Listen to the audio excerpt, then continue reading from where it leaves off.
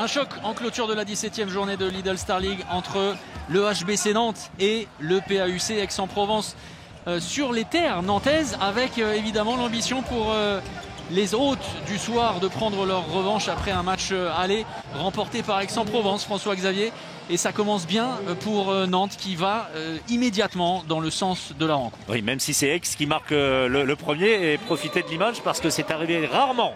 Très rarement dans cette partie, on verra ça un petit peu plus tard. Nantes rentre beaucoup mieux dans la partie, fait un premier écart mais sans s'envoler, et malgré toutes les maladresses aixoises. Karl Conan, meilleur buteur d'Aix en première période, sur des ballons récupérés en poste d'arrière gauche, un poste de pivot parfois. Bref, pour faire court, Aix qui se débrouille plus qu'autre chose, mais en jouant un petit peu, en étant un petit peu à l'envers lors des 20 premières minutes de cette partie. Du simple au double, parce que l'incapacité tout simplement des Aixois à marquer pendant une quinzaine de minutes, 8-4, imaginez-vous. Et puis cet avantage constant de 4 longueurs qui aurait sans doute pu se creuser si les Nantais avaient fait preuve de plus de lucidité, à l'image de ce tir complètement raté. C'est vrai que ça a été une donnée essentielle dans le premier acte, c'est-à-dire ce qu'on appelle souvent des immanquables, même si là Valero Rivera juste la mire avec 5 buts d'avance, hein. Ça aurait été le plus gros écart dans cette rencontre. Mais quoi qu'il arrive, eh bien, Aix-en-Provence ne lâche pas. Oui, sur la fin de la première période, Aix arrive par des petits coups, encore une fois, Karl Conan à l'intérieur, sur un poste très délicat pour un droitier d'ailier droit qui trompe Emile Nielsen. Et finalement, Aix n'est pas si loin, mais en délivrant une première période assez décevante pour Thierry Henty. Oui, avec les mots à la pause d'Aymeric Mine, et sur cette inquiétude, clairement, une inquiétude qui va vite se révéler être exacte, parce que Nantes, malgré ces 5 buts d'avance, va oublier de jouer, va complètement perdre le fil de la rencontre, avec un très bon Anders Lunge Hansen à l'image de cette double parade et une défense de fer des Aixois. Et derrière le retour tonitruant avec un 11-2 passé par le PAUC.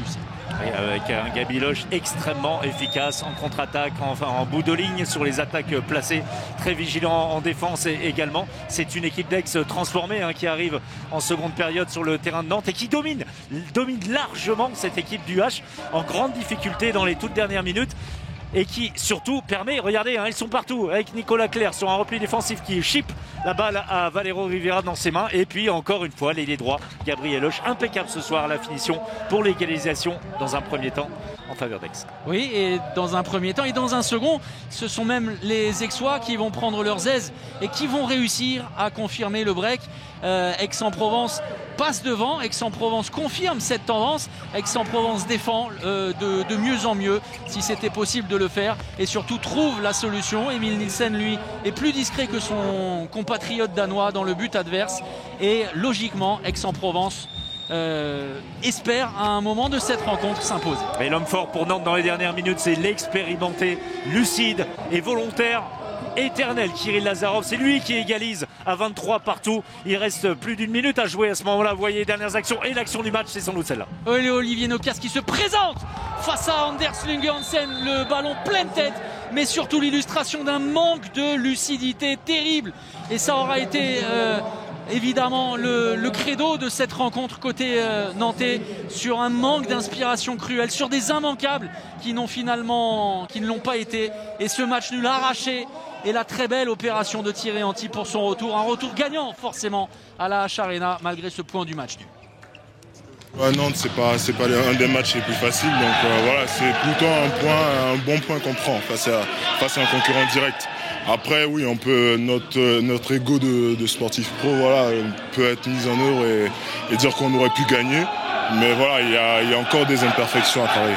À côté de ça, effectivement, il y a eu ce début de match extrêmement compliqué et en attaque, parce que la défense était plutôt convenable. Finalement, c'est la défense qui a fait la différence, parce que le bloc central que vous avez formé, avec des associations différentes, avec derrière vous un Anders Lunge qui a été merveilleux, voilà des vrais motifs de satisfaction. Oui, voilà, comme je le répète, notre projet de jeu, c'est la défense et la montée de balle. Donc quand on n'est pas très bon en attaque, on essaie de s'appuyer, de se concentrer plus sur la défense, malgré les gros absents qu'il y a, notamment avec Wesley et Pessi, avec qui je défends normalement en 3. Mais voilà, les nouvelles associations prennent leur marque, et ça, c'est plutôt positif pour nous. Au point de vue comptable aussi, c'est un statu quo avec votre adversaire du jour, mais ça fait évidemment les affaires du PAUC. Ah oui, clairement. Comme je dis, c'est un bon point. On va pas s'en plaindre. On est encore amer par rapport au match nul de Limoges, mais venir prendre un point contre Nantes, c'est bien. Et ce point décroché, donc, et cette amitié entre Roch Feliot et Karl Collin qui refont le match. Alors, on va vous poser exactement la même question qu'à Karl. Vous étiez à +3 à la pause. Vous avez oublié de retourner, de revenir des vestiaires. C'est vrai que l'entame de la seconde période, Roch, a été extrêmement difficile. C'est sans doute là qu'il faut voir ce match nul à l'arrivée.